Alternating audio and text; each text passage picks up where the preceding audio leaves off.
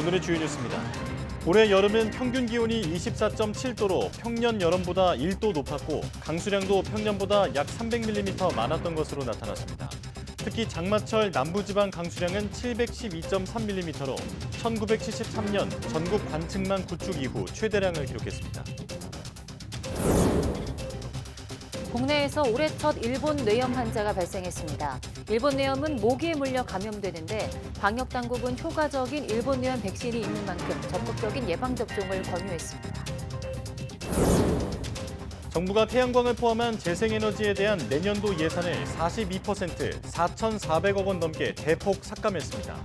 반면 현 정부가 주도하는 원전 산업 관련 예산은 올해보다 15배 넘게 늘었습니다. 올해 1월부터 7월까지 중국을 제외한 전 세계 전기차 배터리 시장에서 LG 에너지 솔루션이 점유율 28.2%로 1위를 지켰습니다. 하지만 중국의 CATL이 지난해보다 판매량을 2배 이상 늘리면서 점유율 27.6%로 LG 엔솔의 턱밑까지 추격했습니다.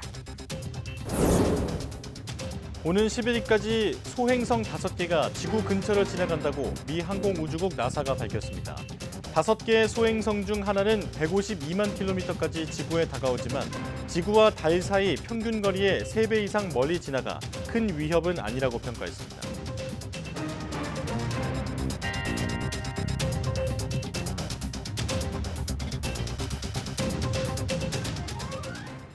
여러분 안녕하십니까? 사이언스 투데이 시작합니다. 지난 여름은 예년보다 덥고 비도 많이 내렸던 것으로 나타났습니다.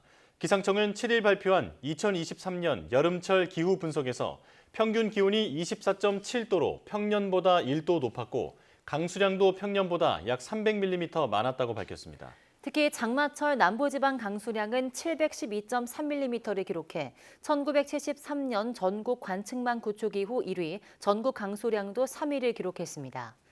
엘니뇨 영향으로 북태평양 고기압이 크게 확장하지 못하면서 남부지방의 장마 전선이 주로 머물렀고 따뜻한 남풍이 불며 고온이 유지된 것이 원인으로 분석됐습니다. 여기에 8월 초순에는 태풍 카눈이 처음으로 내륙을 종단하는 진로를 보였고 이 영향으로 속초에는 368.7mm의 폭우가 내렸습니다. 올여름 폭염과 계속되는 산불로 어려움을 겪은 남부 유럽에 이번에는 폭우가 내렸습니다. 그리스와 튀르키예, 불가리아, 스페인 등 남유럽 곳곳에서는 10여 명이 숨지는 등 피해가 잇따르고 있습니다. 김진호 기자입니다. 대형 쓰레기통이 둥둥 떠다니고 자동차들도 흙탕물에 밀려 내려갑니다.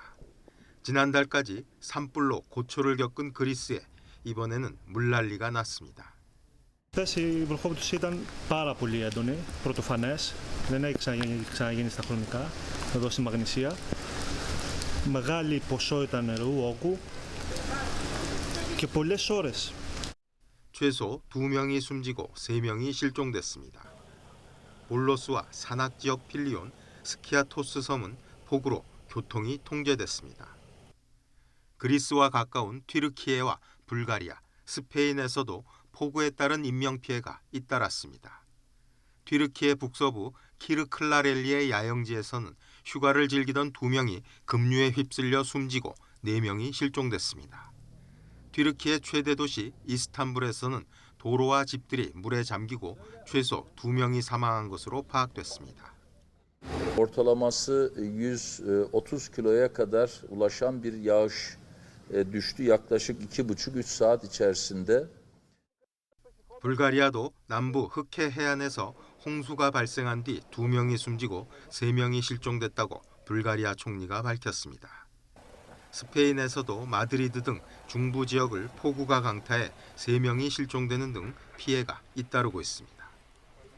폭염에 이은 산불, 폭우까지 올여름 남부 유럽은 극심한 기후 변화에 신음하고 있습니다. YTN 김진호입니다. 지난달 중국에서 자연재해로 168명이 숨지거나 실종되고 6조 원대 경제 손실이 발생한 것으로 집계됐습니다. 중국 응급관리부는 8월 한 달 동안 각종 자연재해로 인명피해가 발생했다며 이같이 밝혔습니다.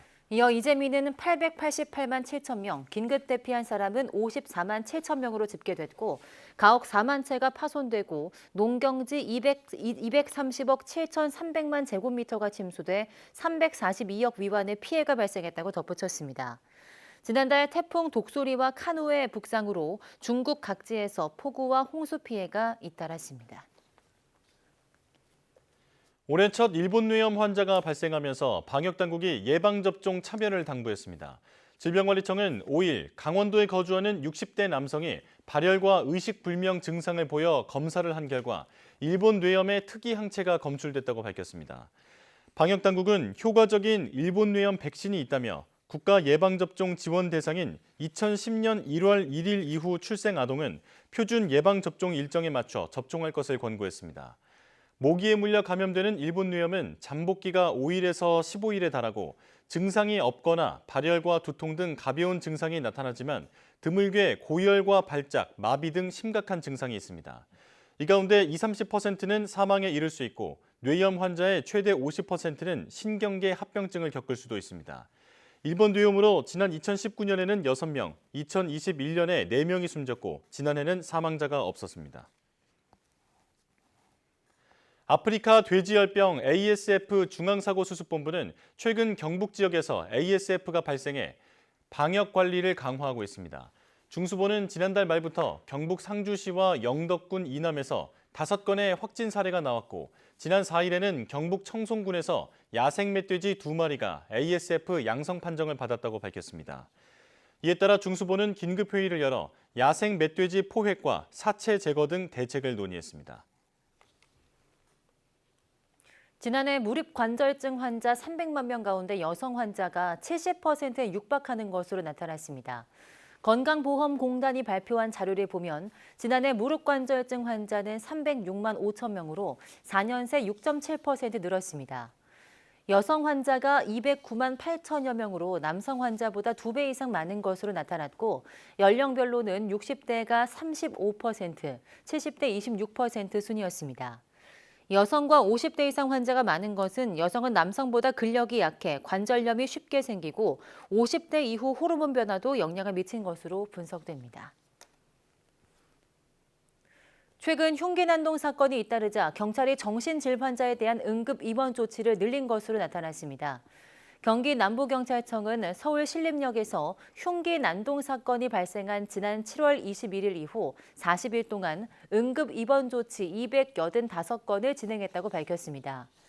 이는 사건이 발생하기 전인 지난 6월 12일부터 40일 동안 입원 조치한 217건보다 31% 증가한 거라고 경찰은 설명했습니다. 경찰관과 의사는 정신건강복지법에 따라 정신질 환자로 추정되는 사람이 다른 사람을 해할 위험이 있다고 판단되면 최대 3일 동안 응급 입원시킬 수 있습니다. 이른바 킬러 문항 논란 이후 처음으로 한국교육과정평가원 주관 모의평가가 치러졌는데요. 정부의 예고대로 킬러 문항은 없었다는 분석이 나왔습니다. 영역별로는 국어와 영어는 어렵고 수학은 평이했다는 분석인데요. 최상위권 변별력을 확보할 수 있을지가 쟁점입니다. 신지원 기자입니다. 이번 9월 모의평가는 정부가 킬러 문항 배제 방침을 밝힌 후 처음으로 한국교육과정평가원이 주관한 시험이어서 관심이 쏠렸습니다. 뚜껑을 열어본 결과 교육부 예고대로 킬러 문항은 없었다는 게 평가원과 EBS, 학원가의 공통된 분석입니다. 수험생들은 킬러 문항은 없었지만 시험은 오히려 까다로웠다는 분위기입니다. 저는 6모 때보다 오히려 더 어려웠다고 생각합니다. 국어 면에서는 6월보다 9월에 뭔가 시간이 더 많이 들어가고 부족했던 것 같고요. 또 탐구도 더 어려워진 것 같아요. 변별력에 대해서는 해석의 차이가 있습니다. 국어 영역은 과도한 배경 지식이나 추론을 요구하는 지문 없이 선택지를 활용해 난이도를 조절했다는 평가지만 지문을 분석하고 선택지를 다시 꼼꼼히 읽어서 적용을 시키는 부분이 약간 난이도가 변별력을 좀 갖췄다. 수학 영역에서는 초고난도 문항을 없애면서 최상위권 학생들에 대한 변별력 확보가 쉽지 않을 거라는 전망이 나왔습니다. 기존에 어려웠던 수학 주관식 문제가 많이 쉬워졌습니다. 최상위권 학생들이 만점자, 동점자가 많이 발생할 가능성이 높고 수학보다는 과학탐구라든지 국어 과목에서 중요도가 높아질 수가 있습니다. 영어 영역에선 꼼꼼히 읽어야 하는 지문이 늘면서 6월 모의평가나 작년 수능보다 어려워졌다는 평가인데 문이과 유불리 현상이 줄어들 것으로 보입니다. 수학 다른 애들이 상당히 유리했는데 이번 9월 모의평가는 국어를 좀 어렵게 하고 수학을 좀 쉽게 함으로써 득점 차이를 줄였거든요. 과목 간 유불리는 좀 없어질 수 있을 것 같아요. 이번 모의평가에서도 드러났듯이 올해 수능은 역대 가장 많은 N수생이 응시할 것으로 예측되는 상황. 킬러 문항 없는 수능이 고3 수험생과 재수생들 사이에 어떤 희비곡선을 그릴지 이번 모의평가 결과에서 가늠해 볼 수 있을 것으로 전망됩니다. YTN 신지원입니다.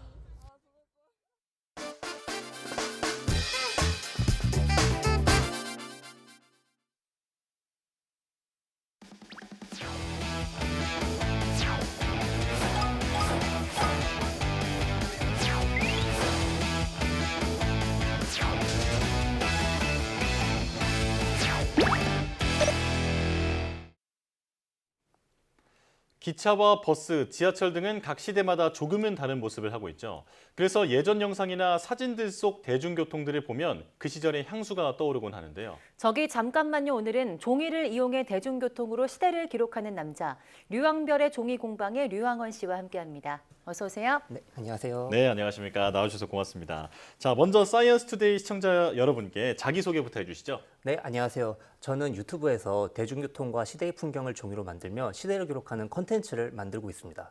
크리에이터 류왕별입니다. 네, 반갑습니다. 자, 그런데 본명이 류황원 씨라고 저희가 알고 있는데 류황별이라는 예명을 쓰시는 이유가 있을까요? 아, 네, 제가 어렸을 때 천문 관측을 좋아해서 네. 제 이름에서 한 글자만 별을 바꿔서 만들었습니다. 아, 네. 그냥 개성 있게 보이고 싶어서 생각 없이 지은 이름인데 저도 이렇게 오래 쓰게 될 줄 몰랐습니다. 아, 그렇군요. 네, 그래도 쏙쏙 들어오는 것 같은데요.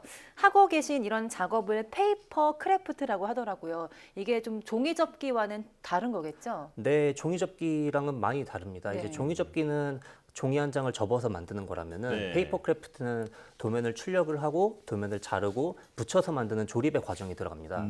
도면을 인쇄한다는 점과 인쇄된 도면을 자르고 붙여가며 만드는 것이 종이 접기와 페이퍼 크래프트의 차이라고 보시면 되겠습니다. 아, 네, 네. 말씀만 들어도 굉장히 과정이 복잡하고 세심한 노력이 많이 들어가서 정말 힘든 작업이 아닐까 이렇게 생각이 드는데요. 그럼에도 불구하고 이런 종이 공방을 시작하게 된 계기가 있으실까요? 예, 종이라는 거는 어디서나 구할 수 있는 재료입니다. 또 종이 모형은 책상, 의자, 그리고 최소한의 재료만 있으면은 최소한의 환경이라면 어디서나 만들 수 있는데 그러니까 인문 장벽이 닿습니다. 네네. 저는 이런 점에 매료가 돼서 굳이 종이라는 소재를 골라서 만들게 된 것 같고요. 지금도 가능한 주변에서 구하기 쉬운 재료들만 제작하는 게 제 철칙이기도 합니다. 아, 그렇군요. 자, 페이퍼 크래프트 말 그대로 종이로 무언가를 창작한다는 건데 다양한 것을 만들 수 있을 것 같습니다. 그런데 그 중에서도 대중교통을 주제로 잡은 이유가 있을까요? 저는 어릴 때부터 철도나 버스 타는 거를 되게 네. 좋아했습니다. 아, 예. 저는 왜 그렇게 좋아하는지는 잘 모르겠는데 이유가 기억나지 않을 정도로 어릴 때부터 대중교통을 좋아했던 것 같습니다. 예. 제가 버스나 철도를 종이로 만들게 된 것도 이때부터였는데요. 어릴 때 스케치북이나 철도에 버스를 그리고 자르고 붙여서 만든 게 시작이었습니다. 아, 네, 어릴 때부터 계속 만들다 보니까 네. 이렇게 여기까지 오게 된 것 같습니다. 그렇군요. 네. 그런데 오늘 스튜디오에 계속 저희 시선을 사로잡는 것이 있는데요. 직접 만든 종이 모형을 소개해 주신다고요? 아, 네. 이 모형은 제가 이번에 제작한 모형인데요. 이 모형은 종이로 만든 1호선 지하철과 신도림역입니다. 아, 네. 예. 뭐 지하철 안쪽에 광고라던가 뭐 역 플랫폼의 자판기, 뭐 안내판 이런 최대한 실제 상황과 최대한 똑같이 만들기 네, 위해서 정말 똑같은 것 같아요. 그래서 똑같이 만들기 위해서 네. 최선을 다했습니다. 그렇군요. 와, 진짜 보면서도 믿기지가 않습니다. 저도 여기 지금 신도림역이죠? 네. 네. 저도 많이 가봤던 곳이라서 이제 익숙한데 이게 직접 가서 보시고 거의 뭐 사진을 찍듯이 작업을 하신 다음에 만들 것 같아요. 어떤가요?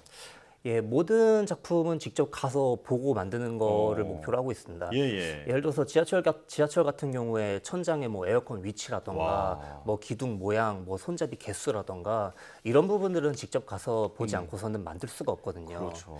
그래서 그래서 저는 이런 모형을 만들 때 모형이 아무리 멀리 있어도 네. 가능하면 직접 가서 보고 기록해서 그걸로 모형을 만들려고 하고 있습니다. 아, 네. 정말 너무 똑같아서 이거를 어떻게 만드셨을까 그 과정이 굉장히 궁금해요. 과정도 알려주시죠.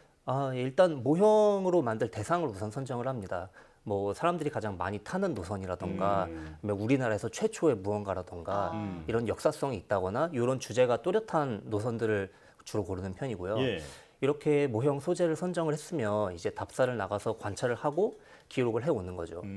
기록은 이제 주로 사진 촬영을 하는데 사진으로는 어려운 경우가 있어요. 그건 제가 직접 그려서 오기도 하고요. 뭐 손잡이 개수라던가 광고가 어디 붙어 있다던가 이런 거는 사진만으로는 알 수가 없거든요. 네. 그래서 이런 거는 직접 그리고 또 사진도 같이 촬영을 해오고 그렇게 하고 있습니다. 그리고 이제 그렇게 자료를 조사한 걸로 제가 이제 집에 와서 컴퓨터로 그려서 도면을 작업을 하고 그걸 이제 출력을 해서 자르고 붙여서 만들고 그런 식으로 진행을 하고 있습니다. 아, 네. 네. 그런데 아까 저희가 사전에 미리 여쭤봤는데 이거 어제 완성했다고 네. 하시더라고요. 보통 이런 거 만드시는데 제작 시간이 얼마나 걸릴까요? 모형 따라 좀 다르긴 한데요. 한 2달에서 3달 정도 걸리는 것 같습니다. 예. 제가 컨디션 따라 다르긴 한데 하루에 1~2시간, 주말에는 그리고 온종일 만드는 것 같고요. 아, 예. 그리고 저는 이 만드는 과정을 이제 스마트폰으로 촬영을 하고 있어요. 그래서 촬영된 영상들로 단순하게 계산을 해보니까 하나 만들 때 대충 한 200에서 300시간 정도 걸리는 것 같습니다. 네, 그럼 이 모형도 그 정도 걸렸을까요? 네, 요거도 한 300시간 정도 걸린 것 같습니다. 네. 한 3달 걸렸거든요. 예. 정말요. 그 정말 많은 피와 땀과 눈물이 들어가 있는 작품이다 이렇게 생각이 드는데요. 이게 굉장히 고되지만 직접 해보면 또 성취감과 희열감 같은 게 느껴지기 때문에 계속 하시는 거겠죠? 그렇죠. 모형도 이제 만드는 순서가 있는데 이 순서 하나하나를 끝내서 조금씩 완성이 될 때마다 정말 너무 소름이 돋을 정도로 그 짜릿한 희열이 있습니다. 예. 그리고 사실 저도 만들다 보면은 실수를 정말 많이 하고 또 처음부터 다시 만들 때도 있습니다. 근데 이제 그런 난관을 모두 극복하고 내가 해냈다라는 희열이 있는 것 같고요. 그래서 모형을 완성을 했을 때 정말 너무 뿌듯하고 짜릿합니다. 예. 이런 취미를 가진 분들이 적으시니까 이런 희열을 느끼시는 분들은 아마 없을 텐데요. 네네. 이런 딱 완성했을 때 그 짜릿함, 희열이 그런 게 저의 소소한 행복이기도 합니다. 아, 그렇군요. 자, 그렇다면 이제 지금 이렇게 보면서도 너무나 매력적이고 또 흥미로운 콘텐츠인데 가장 많은 조회수를 기록한 작품은 뭘까요? 제가 이제 한 반년 전에 경기도 부천에 시내버스를 제작한 적이 있는데요. 그 모형의 제작 영상이 약 200만 회 조회수를 기록했습니다. 네. 아무래도 많은 분들께서 이용하시는 시내버스기도 하고 또 누구나 출퇴근길이나 뭐 여러 일정으로 대중교통을 이용하면 생기는 추억이 하나쯤 있으실 텐데 이런 추억을 영상을 통해 이야기했던 게 통했던 것 같습니다. 지금 영상으로 잠깐 보니까 위에 그 조명까지 이렇게 구현을 해놓으셨더라고요. 아, 정말 대단합니다. 자, 그렇다면 가장 만들기 어려웠던 작품은 뭘까요?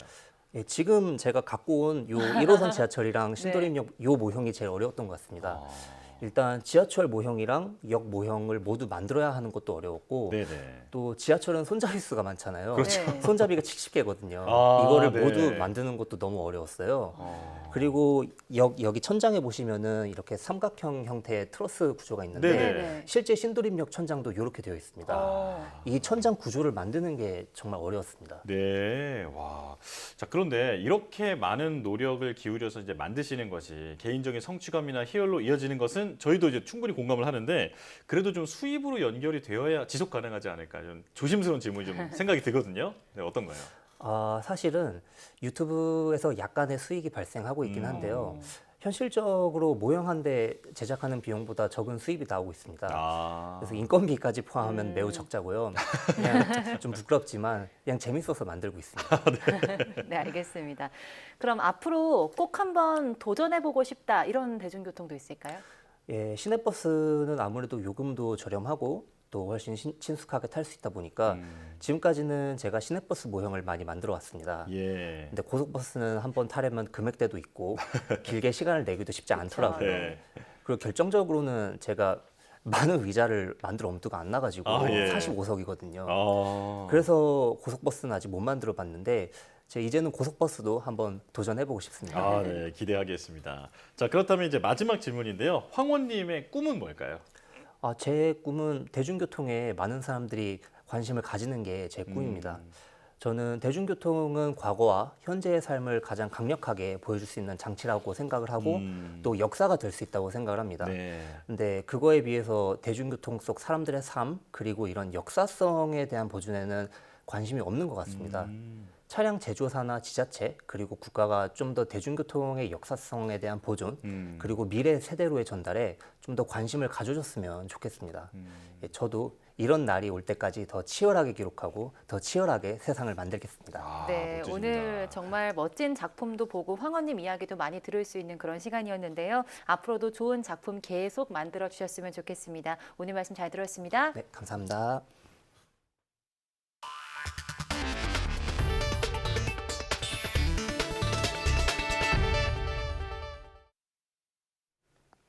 소행성 5개가 이번 주부터 닷새 사이 지구 근처를 지나가지만 위협은 예상되지 않는다고 미국 항공우주국 나사가 현지 시각 6일 밝혔습니다.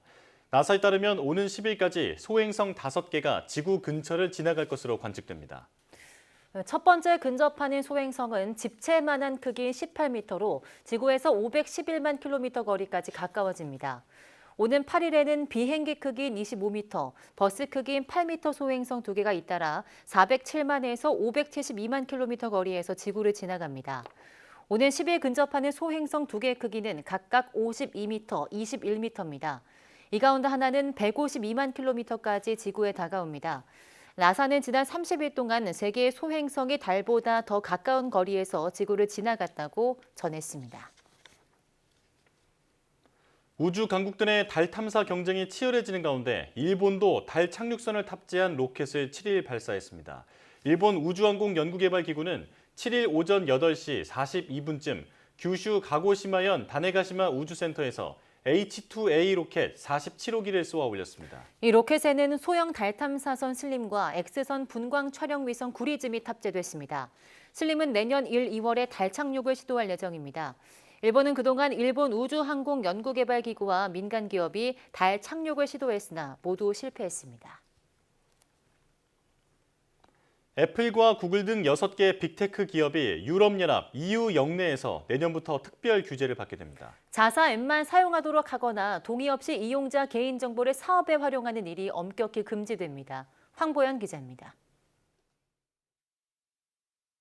유럽연합 EU가 빅테크 기업 갑질 관행에 칼을 빼들었습니다. EU 집행위원회는 디지털 시장법 DMA 특별 규제를 받게 될 게이트키퍼로 알파벳, 아마존, 애플, 바이트댄스, 메타, 마이크로소프트 등 6개 기업을 지정했습니다. 또 이들이 운영하는 22개 서비스에 대해서는 별도 의무를 부과할 계획입니다. 내년 3월부터 본격 시행됩니다. 게이트키퍼는 매출액이나 이용자 수 등을 따져 EU가 시장 지배력 남용 우려가 있는 것으로 판단한 대형 플랫폼 사업자를 말합니다. 게이트키퍼로 지정된 기업은 자사 서비스를 통해 얻은 이용자 개인정보를 다른 서비스 사업에 활용하는 게 엄격히 금지되며 반드시 동의를 받아야 합니다. 자사 소프트웨어나 앱만 사용하도록 유도하는 것도 금지됩니다. 무분별한 개인정보 활용을 차단하고 소비자 선택권은 다양화하면서 중소업체들의 진입 장벽은 낮추겠다는 겁니다. 삼성도 애초 6개 빅테크 기업과 함께 게이트키퍼에 포함될 것이란 관측이 나왔지만 유일하게 제외됐습니다. 이유는 내부 심사 과정에서 삼성 측이 이의를 제기했으며 충분히 정당한 논거라고 판단해 명단에서 제외했다고 설명했습니다. 게이트키퍼로 지정된 기업들은 즉각 우려와 불만을 나타냈습니다. 애플은 EU의 디지털 시장법이 이용자들에게 가하는 사생활 침해와 데이터 보안 위험에 대해 크게 우려하고 있다고 밝혔습니다. 중국 소셜미디어 플랫폼인 바이트댄스의 틱톡은 공정한 경쟁의 장을 조성하겠다는 목표는 지지하지만 이번 결정에 근본적으로 동의하지 않는다며 반발했습니다. YTN 황보현입니다. 올해 1월부터 7월까지 중국을 제외한 글로벌 전기차 배터리 시장에서 LG 에너지 솔루션이 점유율 1위를 유지했습니다. 에너지 전문 시장조사 업체 SNE 리서치 자료를 보면 올해 7월까지 중국을 제외한 세계 각국에 판매된 전기차 배터리 사용량은 168.5기가와트시로 지난해보다 57% 증가했습니다. 이 중 LG에너지솔루션은 지난해보다 55% 증가한 47.5기가와트시로 1위를 지켰고 시장 점유율은 28.2%를 기록했습니다. 중국의 CATL은 46.4기가와트시로 지난해보다 109% 증가하며 점유율을 27.6%로 끌어올렸습니다. 국내 기업인 SK온과 삼성 SDI는 각각 4위와 5위에 올랐습니다. SNE 리서치는 CATL을 비롯한 중국 업체들이 비중국 시장에서 세 자릿수의 높은 성장률을 보이며 점유율을 확대하고 있다고 설명했습니다. 정부가 내년도 예산안에서 태양광을 비롯한 재생에너지 지원 예산을 40% 이상 대폭 삭감한 것으로 나타났습니다. 반면 핵심 국정과제인 원전산업 생태계 조기 복원 관련 예산은 큰 폭으로 늘어났습니다. 기획재정부가 국회에 제출한 내년도 산업통상자원부 예산안을 보면 전력산업기반기금의 재생에너지 지원 항목 예산이 6,054억 원으로 올해 1조 490억 원에 비해 42% 감소했습니다. 전 정부 때 편성된 2022년 1조 2,657억 원과 비교하면 절반 수준입니다. 반면 원전산업 지원과 관련한 항목이 대폭 늘어나면서 전력산업 기반 조성 항목은 올해 89억 원에서 1,420억 원으로 15배 넘게 늘어났습니다. 국토교통부가 안전기준에 부적합한 자동차를 판매한 19개 제작사와 수입사에 과징금 187억 원을 부과했습니다. 과징금이 부과된 제작사는 수입사와 현대차, 기아, 르노코리아, 메르세데스 벤츠 코리아, 폭스바겐 그룹 코리아, 포르쉐 코리아, 볼보 자동차 코리아, 테슬라 코리아 등 19개사입니다. 이 가운데 가장 많은 과징금을 부과받은 회사는 르노코리아였으며 벤츠 코리아, 현대차, 폭스바겐 그룹 코리아, 기아 등이 뒤를 이었습니다. 국토부는 지난해 7월부터 올해 1월까지 리콜을 실시한 37건에 대해 대상 자동차 매출액, 시정률, 법령 상한액 등 자동차 관리 법령에 규정된 기준에 따라 과징금을 산정해 부과했다고 설명했습니다. 국제 유가의 상승세가 심상치 않습니다. 계속되는 상승세 속에 러시아와 사우디의 감산 연장 결정 여파로 배럴당 $100를 넘어설 거란 우려가 나오고 있습니다. 기정훈 기자입니다. 서부 텍사스 원유가 9일 연속 오르며 배럴당 $87 54센트로 마감했습니다. 10개월 만에 최고치로 월가 일부에선 $100 돌파를 우려하는 목소리도 나오고 있습니다. 고유가의 증시도 맥을 못 쳤습니다. 나스닥 지수는 전날보다 1% 넘게 빠졌고 다우존스 30지수와 S&P 500 지수도 각각 0.57%, 0.7% 하락한 채 장을 마쳤습니다. 러시아와 사우디아라비아의 감산 연장 결정 영향이 컸습니다. 사우디가 하루 100만 배럴, 러시아가 30만 배럴 규모 감산을 12월까지 연장한다고 밝힌 게 상승세를 뒷받침했습니다. The big driver of what's differentiating within the market is the news that Saudi Arabia and Russia are extending their output cuts through the rest of the year. So that's made energy the leading sector so far today. 하지만 유가를 잡으려는 노력은 힘을 못 쓰고 있습니다. G7 등은 러시아가 석유를 팔아 우크라이나 전쟁 비용을 충당하는 것을 막겠다며 국제유가에 가격 상한제를 도입했지만 이미 있으나 마나입니다. 러시아 원유 가격은 지난 7월부터 상한선인 배럴당 $60를 넘어서서 최근 $67 선까지 올랐습니다. 가격 상한을 안 지키면 해상 운송이나 선박 보험, 금융 등 관련 서비스를 받을 수 없지만 러시아는 그러거나 말거나입니다.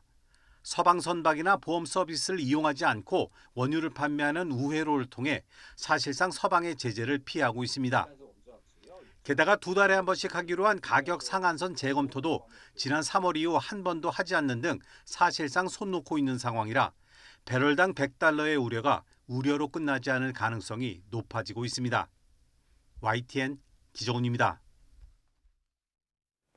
국제통화기금 IMF가 최근 일각에서 제기되고 있는 9월 위기설과 관련해 금융위기 가능성이 전혀 없다고 평가했습니다. 통화와 재정은 단기적으로 긴축 기조를 유지해야 한다고 권고했습니다. 이승은 기자가 보도합니다. 국제통화기금 IMF는 매년 회원국 경제 전반을 점검하는 연례 협의를 합니다.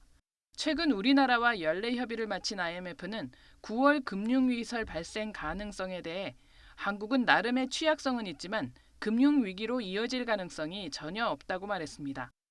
현재 보유한 외환도 발생할 수 있는 충격에 대비하기에 적정한 수준이라고 말했습니다. 하지만 부동산 시장과 높은 가계부채 관련 금융 취약성을 통제하기 위한 꾸준한 노력이 필요하다고 강조했습니다. IMF는 우리나라가 하반기에 물가 안정 기조가 확고해지고 반도체 산업이 살아날 것이라고 내다봤습니다.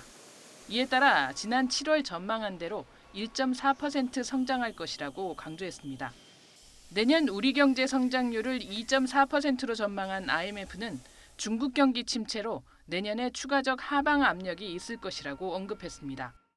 IMF는 근원 물가가 경직돼 있다며 단기적 재정과 통화 정책은 긴축 기조를 유지할 것을 공고했습니다. 내년 재정 지출 증가율을 2.8%로 제한한 것과 관련해서도 정부 부채 증가를 막고 경제 성장에는 악영향을 미치지 않도록 조절했다며 긍정적으로 평가했습니다. 그러면서 추경과 같은 추가적 지출은 필요 없어 보인다고 밝혔습니다. IMF는 중기 성장을 높이고 인구 고령화로 생기는 재정 수요에 대응하기 위해서는 준칙에 기반한 재정제도, 연금 개혁, 노동시장 유연성 강화 등 구조 개혁이 필요하다고 공고했습니다. YTN 이승은입니다. 카드사 실적이 연일 악화하는 가운데 자금 조달 창구인 여전체 금리도 나날이 치솟고 있습니다. 네, 이 때문에 업계에선 외화채 차입을 단계적으로 허용해야 한다는 목소리가 잇따르고 있습니다. 엄윤주 기자가 보도합니다. 소비자들에게 혜택이 많은 이른바 혜자카드가 줄줄이 단종되고 6개월 무이자 할부 서비스도 보기 어려워진 요즘. 배경에는 카드 업계의 수익성 악화가 있습니다. 실제로 올해 상반기 카드사들의 순이익은 지난해보다 10% 넘게 감소한 것으로 나타났습니다. 고금리의 조달 비용이 오른 영향이 가장 컸습니다. 고객의 카드 이용액 증가에 따른 수입보다 자금을 마련하는 데 드는 비용이 더 많이 든 겁니다. 여기에 부동산 PF 부실 우려와 새마을금고 사태까지 겹쳐 여전체 금리까지 다시 치솟으면서 카드사 입장에선 부담스러울 수밖에 없는 상황이 이어지고 있습니다. 이 때문에 업계에서는 정부가 해외 채권 차입의 신규 발행을 허용해 조달 구조를 다변화할 수 있도록 해줘야 한다는 주장이 잇따르고 있습니다. 지난 2015년 정부가 카드사의 외화 차입을 제한하는 행정 조치를 종료했지만 여전히 신규 발행에 한해서는 사실상 기재부의 승인을 얻어야 하기 때문입니다. 국내 전체 시장에서 차지하는 제2금융권의 그 채권 시장이 되게 미미하기 때문에 결국은 신규 조달을 위해서 해외로 눈을 돌릴 수밖에 없는 상황입니다. 기재부 승인 사항인 관계로 실제로 거의 불가능한 상황입니다. 하지만 지금처럼 원화 가치가 떨어지는 상황에서 외화 채권 도입을 자유롭게 하면 금융시장의 불안 요인을 키운다는 지적도 만만치 않습니다. 채권 발행을 통해서 조달된 달러는 금리 변동과 환율 변동에 따른 위험성을 증가시킬 수 있기 때문에 현재와 같은 수요가 증가했다 하더라도 이를 전면적으로 허용하는 데는 어려움이 있다고 생각됩니다. 이에 대해 기획재정부는 외화채 신규 발행을 무작정 막는 건 아니라면서도 거시 건전성에 미치는 영향을 고려해서 업계와 지속적으로 협의해 나가겠다고 설명했습니다. YTN 엄윤주입니다. 2025년부터 서울 카페에서 일회용 컵을 사용하면 보증금 300원이 부과되고 한강공원에서는 일회용 배달용기 반입이 단계적으로 금지됩니다. 서울시는 7일 이런 내용의 일회용 플라스틱 감축 종합대책을 발표했습니다. 일일 플라스틱 발생량은 현재 2,753톤에서 2026년까지 10% 감축하고 재활용률은 69%에서 79%까지 높인다는 목표입니다. 시는 먼저 2025년부터 일회용컵 보증금제를 도입해 커피 전문점 등에서 일회용컵을 쓰면 보증금 300원을 내야 합니다. 한강공원은 일회용 배달용기 반입 금지 구역으로 운영합니다. 올해 잠수교 일대를 시작으로 2024년 뚝섬 반포, 2025년 한강공원 전역으로 확대할 계획입니다. 서울 공공자전거 따릉이가 오전 한때 시스템 오류로 서비스 이용이 어려워지면서 시민들이 불편을 겪었습니다. 서울시는 7일 아침 7시 50분부터 오전 11시 20분까지 약 3시간 반 동안 따릉이를 이용하는 데 필요한 앱이 작동하지 않았다고 밝혔습니다. 오전부터 시스템 불통이 되면서 따릉이를 이용해 출근 등교하는 시민들이 불편을 겪었습니다. 시는 서버 안정화 작업을 거치는 과정에서 오류가 난 것으로 보고 정확한 원인을 파악하고 있습니다. 시는 사용 시간을 확인해 초과 요금이 발생하지 않도록 후속 조치를 할 계획이며 장애 발생에 대해 이용권을 일괄 연장 조처하겠다고 밝혔습니다. 재난 발생 시 경찰, 소방의 유기적인 대응을 위해서 출동대원들의 정보가 문자로 공유되는 시스템이 다음 달부터 현장에 적용됩니다. 행정안전부는 7일 정부세종청사에서 국가안전시스템 개편 종합대책 점검회의를 개최했습니다. 또 관련 규정을 개정해 경찰, 소방, 해경 등 긴급기관 간 공동대응이 요청될 시 현장 출동을 의무화할 계획입니다. 또 과학기술 기반으로 인파사고 위험을 예측하는 시스템을 구축하기 위한 법적 근거를 마련했습니다. 행안부는 연말까지 전국 100곳을 대상으로 인파관리 시스템의 현장 적용을 목표로 시스템 개발도 추진하고 있습니다. 중국에 거점을 두고 활동하던 보이스피싱 조직원들이 활동한 지 1년도 안 돼 일망타진됐습니다. 탈퇴를 시도했다는 이유로 폭행당해 크게 다친 조직원이 치료를 받으려고 한국에 들어왔다가 경찰에 붙잡힌 게 결정타가 됐습니다. 강민경 기자입니다. 언뜻 가정집처럼 보이는 곳에 수사관들이 들이닥치고 컴퓨터가 한 대씩 설치된 작은 방에서 일하던 사람들이 하나둘 끌려 나옵니다. 중국 공안이 청도에 거점을 둔 보이스피싱 조직원들을 체포하는 장면입니다. 활동한 지 1년도 안 된 조직이 덜미를 잡힌 결정적인 이유는 동료였던 조직원 한 명을 무자비하게 때렸기 때문입니다. 지난 6월 상담원 역할을 맡았던 29살 A씨는 조직에서 나가려 한다는 이유로 다른 조직원들에게 둔기로 폭행당했습니다. 아킬레스건이 끊어진 A씨는 지난달 치료를 위해 한국에 들어왔다가 체포영장을 발부받아놨던 경찰에 붙잡혔습니다. A씨의 진술을 토대로 조직 사무실의 위치를 특정한 경찰은 중국 공안과 협조해 같은 달 24일 중국인 총책 1명을 포함한 조직원 13명을 현장에서 체포했습니다. 우리 경찰이 한국에서 붙잡은 조직원 3명을 포함하면 모두 16명이 일망타진됐습니다. 이번 사건의 경우에는 현재 범행 중인 범죄 조직이 특정이 되고 국제 공조를 통해서 일망타진이 되었다는데 그 수사에 의의가 있습니다. 이들에게 속아 돈을 잃은 사람은 68명, 피해 금액은 27억 원에 달합니다. 경찰은 조만간 중국 현지에서 검거된 한국인 피의자 10명에 대한 송환을 요청하고 범죄 수익금 환수를 위한 수사도 이어갈 계획입니다. YTN 강민경입니다.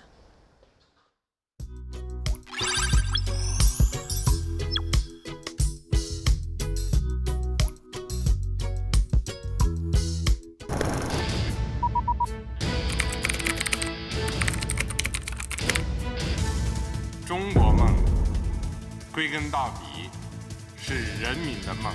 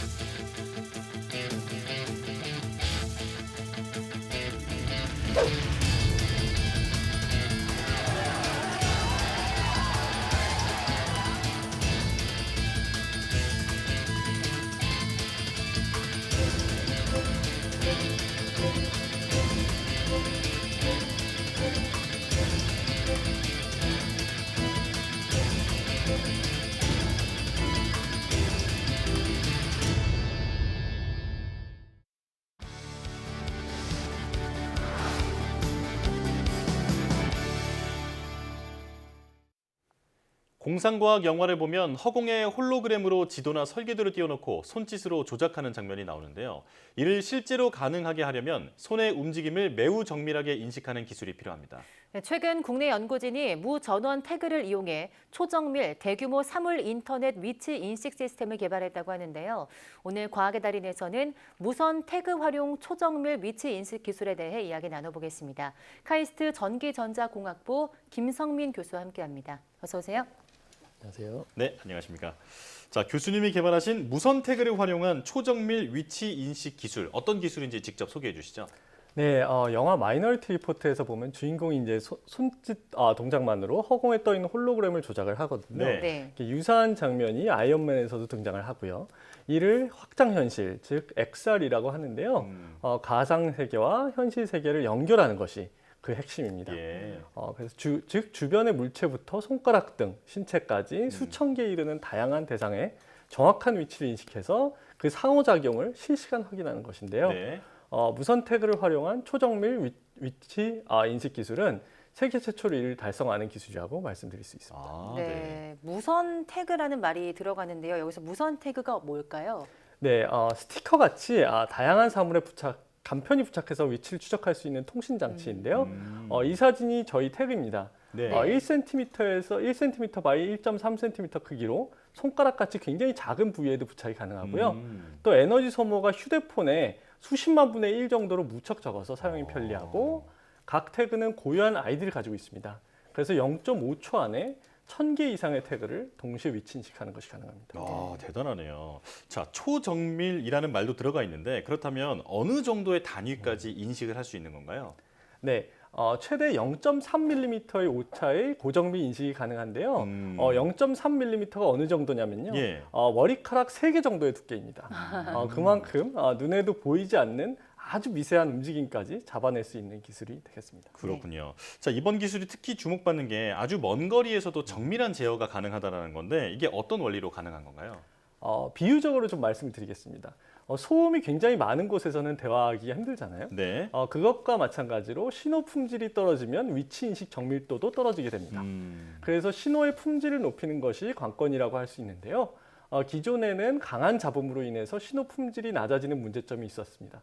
이를 세계 최초로 해결한 것이 이 기술의 핵심이라고 할 수 있습니다. 조금 더 구체적으로 말씀을 드리면 저희가 제작한 태그는 잡음과 구별되는 특수한 신호를 만들어내고요. 이를 이용해서 잡음을 효과적으로 제거할 수가 있고 신호의 품질을 자그마치 100만 배 이상 향상시켰습니다. 그 결과로 축구장 2개 거리에서도 매우 정밀한 제어가 가능해졌고요. 그렇군요. 자, 그런데 이 손가락에 만약에 그런 태그를 붙여서 뭔가를 조작한다고 볼 때 손도 좀 빠르게 움직이잖아요. 이렇게 빠르게 움직여도 인식이 가능할지 궁금한데 이게 어느 정도 속도까지 가능할까요? 네, 좋은 지적인데요. 네, 말씀하신 대로 움직임을 실시간 추적하는 것이 필수적입니다. 예. 본 기술은 1000분의 1초에 한 번씩 위치를 파악할 수 있어서 빠르게 움직이는 대상을 추적할 수 있고요. 구체적으로는 최대 시속 490km의 속도까지 실시간으로 위치를 파악할 수 있습니다. 이게 어느 정도냐면 KTX 같은 고속 열차나 항공기 이륙 속도가 시속 300km이거든요. 네. 이것을 감안하면 시속 490km는 일상생활의 대부분의 상황을 망라한다고 볼 수 있겠습니다. 그렇네요. 네. 그런데 기존에도 이런 실내 위치 인식 기술이 있을 텐데요. 이번 기술이 좀 차별점이 있을까요? 네, 현재 사용되는 실내 위치 인식의 대표적인 기술은 울트라 와이드밴드, 즉 초광대역으로 불리는 기술이 있습니다. 네. 휴대폰이나 차량 스마트키 등에서 활용되고 있는데요. 이번 기술은 정확도, 도달 거리, 그리고 위치 인식 가능한 기기의 수를 수십에서 수백 배 이상씩 향상시켰습니다. 예. 즉 본 기술을 통해서 수백 미터에 걸친 수천 개의 물체를 정밀하게 다룰 수 있는 셈이죠. 그리고 기존 기술 대비 40배 이상 향상된 에너지 효율로 환경 친화적이기도 합니다. 예. 자, 여러 가지 혁신적인 발전이 있는 기술이라는 생각이 드는데 또 조금 전에 그 초저전력이라고도 말씀을 해주셨어요. 그 휴대전화 전력의 수십만 분의 1이다 뭐 이렇게 말씀해 주셨는데 구체적으로 어느 정도인가요? 네, 개발된 무선 태그는 스스로 생성하는 대신 신호를 생성하는 대신에요. 주변의 신호를 반사하는 것으로 자신의 위치를 알리거든요. 예. 마치 거울과 같은 원리인데요. 거울은 빛을 반사할 뿐 생성하지는 않잖아요. 네네. 이러한 반사 방식을 사용을 하면 신호 생성을 하지 않아도 되고 그만큼 전력을 매우 아낄 수 있게 됩니다.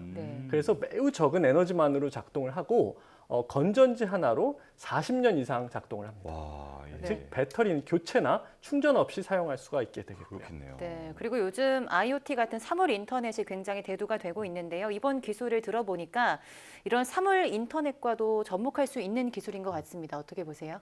네, 정확한 지적인데요. 최근 초연결 시대를 맞아서 사물 인터넷 기기가 폭발적으로 증가하고 있죠. 2035년까지 1조 개의 사물 인터넷 기기가 설치될 것이라는 전망도 있고요. 이같이 수많은 사물 인터넷 기기가 연결되는 것을 초연결성이라고 흔히 표현하는데요. 예. 현재 기술만으로는 초연결성 실현이 어렵습니다. 흔히 집에서 사용하시는 노트북이나 태블릿 등을 생각을 하시면요. 그 규모가 수십 개 정도거든요. 네. 앞서 말씀드린 대로 이 기술이 수천 개의 기기를 지원하기 때문에 사물 인터넷의 초연결성을 지원한다. 그렇게 말씀드릴 수 있겠습니다. 네. 자, 그렇다면 이 기술이 실생활을 어떻게 바꿔놓을 수 있을지 그것도 좀 들려주시죠. 네, 다양한 대상에 태그를 부착하는 것으로 정밀한 위치 파악이 필요한 서비스에 활용될 수 있고요. 네. 예를 들어 드론이나 로봇에 부착을 하면 정밀 제어를 할 수가 있겠고요. 네. 신체에 부착을 하면 몸짓을 파악해서 게임이나 XR에서 활용하는 등 사용처는 부착 대상에 따라서 무궁무진하다고 말씀드릴 수 있습니다. 네. 이번 기술이 불러올 미래의 모습이 굉장히 궁금해지는 그런 시점인 것 같습니다. 또 XR에 접목시킬 수 있다 이렇게 말씀을 하셨는데요. XR은 처음 들어보거든요. 이게 뭘까요? 네, XR은 Extended Reality인데요. 즉 확장 현실을 뜻합니다. 현실과 가상 세계의 자유로운 상호작용을 통해 현실을 확장하는 것을 의미하고요. 즉 현실과 가상 세계의 밀접한 연결이 핵심적인 부분인데 본 기술이 이 부분을 담당하고 있습니다. 말 그대로 네.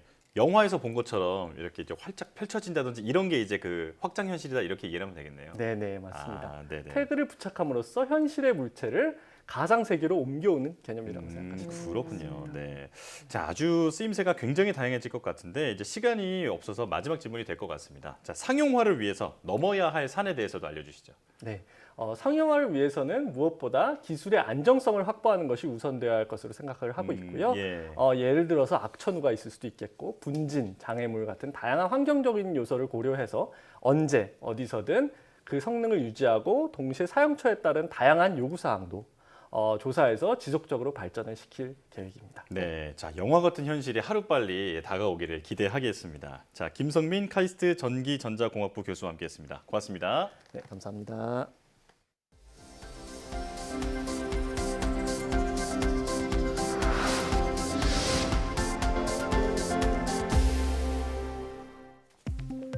사람의 정상 체온이 37도 정도로 일정하다고 알려진 것과 달리 신체 조건에 따라 정상 체온이 다르다는 연구 결과가 나왔습니다. 미 스탠퍼드대 의대 연구팀은 성인 61만여 명의 구강 체온 자료를 대상으로 인공지능을 이용해 질병에 의해 왜곡되지 않은 정상 체온을 산출한 결과 정상 체온의 범위는 36.2도에서 36.7도였는데 사람별로 1도까지도 차이가 났다고 말했습니다. 국내에 처방되는 비만 치료제 가운데 부작용 사례가 가장 많이 보고된 건 펜터민과 삭센다로 나타났습니다. 경희대 약대와 아주대 의대 약대 공동연구팀은 2010년부터 2019년 식약처에 보고된 비만 치료제 부작용 사례 13,000여 건을 분석한 결과 약과 부작용의 인과관계가 확실하거나 가능성이 확인된 건수가 4,000여 건이었다고 밝혔습니다. 이 가운데 펜터민으로 인한 부작용 사례가 33.2%를 차지해 가장 많았고 삭센다 사례가 27.7%로 뒤를 이었습니다. 유연하고 투명의 차세대 태양전지로 주목받는 유기 태양전지의 수명을 50배 이상 늘릴 기술이 개발되었습니다. 광주과학기술원 연구팀은 유기 태양전지가 작동 중에 뜨거워지면 표면이 불안정해지면서 성능이 떨어지는 문제가 있었다며 전지에 빛 흡수 부품을 만들 때 단분자 물질을 첨가해 문제를 해결했다고 밝혔습니다. 사용된 단분자 물질은 극성과 휘발성을 가지는 유기물로 태양전지 표면에 코팅되면 자기 조립 과정을 거쳐 표면에 불순물을 제거하고 보호층을 형성했습니다. 전 세계적으로 개인정보 보호 규제가 강화되는 가운데 국내 기업의 관련 규제 대응을 도울 세미나가 오는 14일 서울 코엑스에서 개최됩니다. 개인정보보호위원회가 주최하고 한국인터넷진흥원이 주관한 이번 행사에서는 인공지능과 데이터 프라이버시 관련 안내 등과 함께 해외 개인정보 보호 법률에 대한 무료 상담 부스도 운영됩니다. 행사 참여 신청은 오늘 12일까지 한국인터넷진흥원 홈페이지를 통해 가능합니다.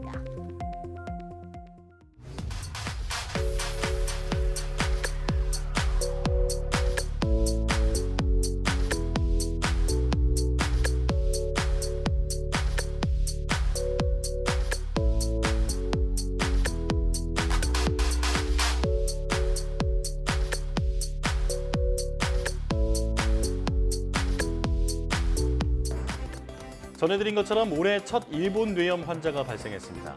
일본 뇌염은 모기에 물려도 대부분 증상이 없거나 발열 등 가벼운 증상이 나타나지만 드물게 뇌염으로 진행되면 사망에 이를 수도 있는 만큼 미리 예방접종을 하는 것이 중요합니다. 네, 국계와 예방접종 대상인 2010년 이후 출생아동은 무료로 접종이 가능하니 일정에 맞춰 꼭 접종해 주시고 논과 돼지축사 인근 등 일본 뇌염 매개모기 출현이 많은 위험 지역에 거주하시는 분들이나 또 위험 국가로 출국하시는 분들도 백신 접종을 해주시는 것이 도움이 되겠습니다. 네, 뉴스 마칩니다. 시청해 주신 여러분 고맙습니다.